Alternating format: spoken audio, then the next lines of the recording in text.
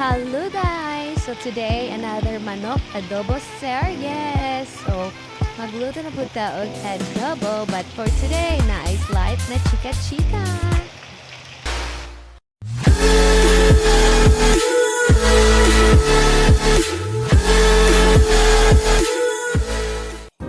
So hello guys, what's up? It's me again, Via. And so for today's video, kay magchika ta.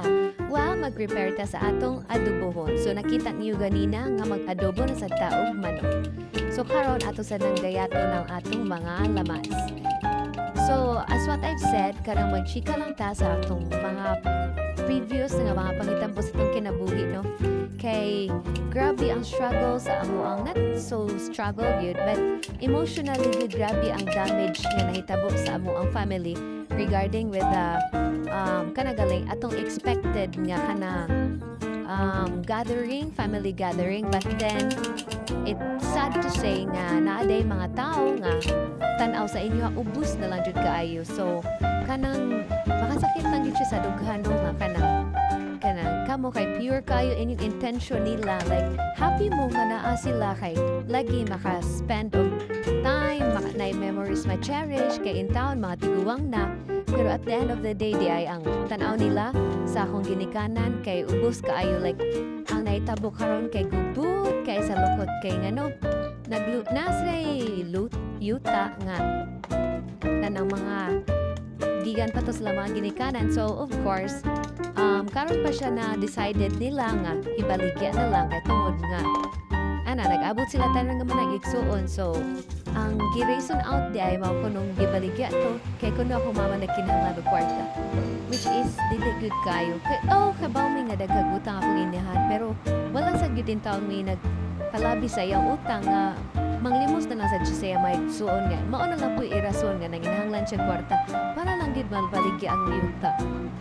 Unta no yung dana na lang gyud dili gid ta mo mudulok down ug usa ka tawo kay in town dili perminti nasa inyo mo pabor ang panahon naagid mahaingon jud ko nga lingin gyud kayo ang kuan ang ligid or ang atong kinabuhi kay as what I have said, naji ups and downs ang atong mga kinabuhi nga di gid na to maingon. So unta nga ilang usbon like dako ka siya impact sa umaba nga as in everyday na lang gid kay hila ka mama no nga kanang ako po diri nga nasa layo kay mahiubos sa jud kayo dako kayo kung kahiubos like ako kay baka ingon jud sa umaba nga sorry kayo kay dili na mo kabinaw nako dili na ko mo respetar nila isip ningon ana kay sa ilang gibuhat sa imuha pati jud kayo paminaw isip anak na natagbaw gali kung paningkamot og trabaho para dili ka ma-stress unya ingon naon na kanila igo ka gipasangi ikaw ilang himong nang og kwarta nga kanang ikay nang ginahanglan sa kwarta og may mahalin ang yuta, which is katong nagka-spila pa ko wala gid na nato na hunahunaan kay ang ato kay ang mudhaon pag kanang sugakon sa usag sadlaw adlaw, pero sila giano-yano ra gid ta ug unta malipay silang gibuhat sa imuha, pero karon mag-enjoy lang sa gid sa ato ang mga kinabuhi, bahala na lang na masakit tawa ta nakapasakit nila.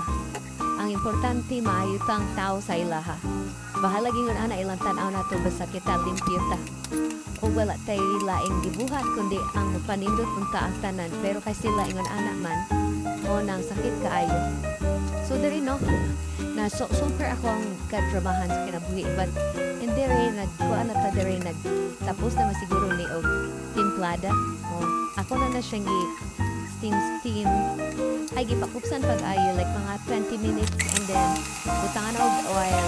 Well, marinated na siya first and then di-fry gamay and then mo na siya gipakupsan para mo pinik ang iyahang lasa gid sa unog sa manok.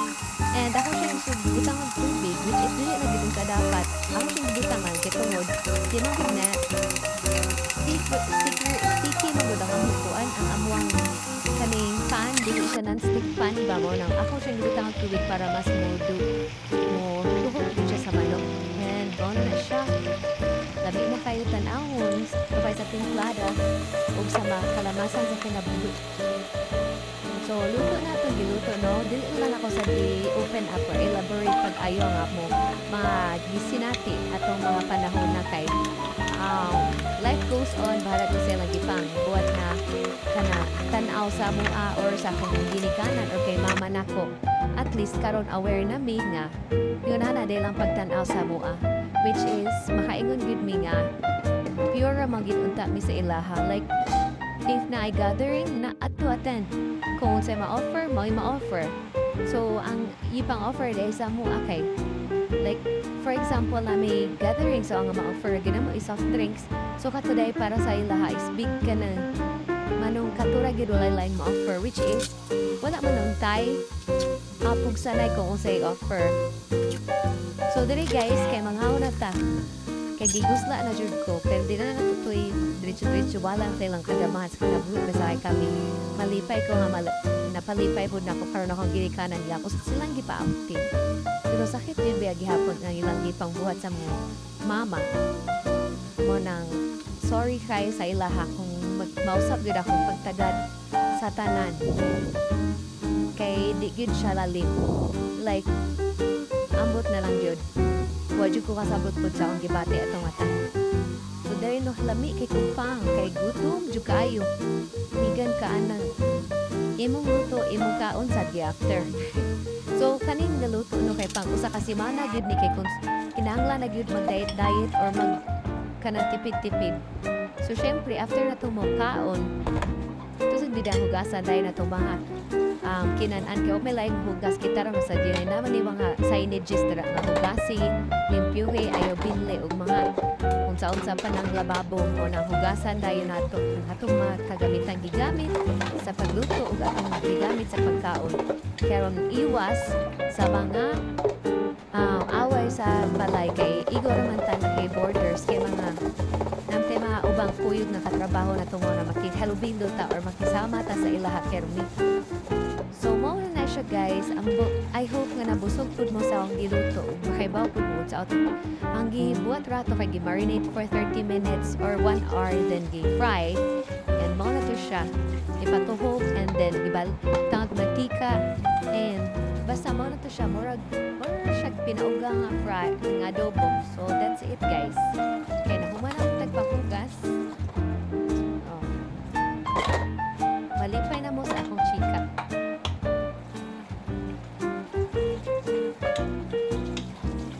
And by the way, don't forget to like, comment, and subscribe. If you have any gustong ipaluto sa ako, but rag magluluwa pa taog luto na kay nata sa mga panahon na crisis. So, soon na lang. If na would gusto ipaluto, just comment and don't forget to subscribe and share my videos. That's it. Thank you for watching.